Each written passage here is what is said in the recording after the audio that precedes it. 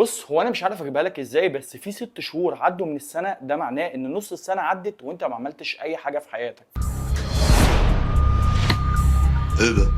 فاكر انت البلان اللي انت كنت راسمها لنفسك في اول السنه طبقتها وحطيتها تحت المخده؟ ما لحقتش بقى. صح. طيب مش ناوي تتشمل وتتعلم اي مهاره في اجازه الصيف ده؟ عامه لو جيت سالتني كمايكل ايه اللي ممكن اتعلمه في اجازه الصيف ده، هقول لك انك تتعلم اللغه. اللغه هتفتح لك كل الابواب المقفله. لو انت عايز فرص منح هتلاقي، لو انت عايز فرص تطوع هتلاقي، لو انت عايز فرص شغل هتلاقي، لو انت عايز فرص تدريب هتلاقي، لو انت عايز فرص سفر هتلاقي. الحياه كلها بتقف للاسف على تعلمك للغه الانجليزيه. طيب يا عم مايكل، انت كده وريتني المشكله، طب فين الحل؟ انا عمري ما كنت هسيبك من غير حل.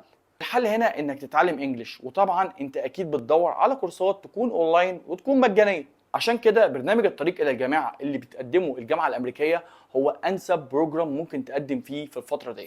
انك بجد هتكون معاك ماتيريال كامله تقدر تذاكرها وتتعلم منها، تتعلم من ايد ناس فعلا اصحاب اللغه.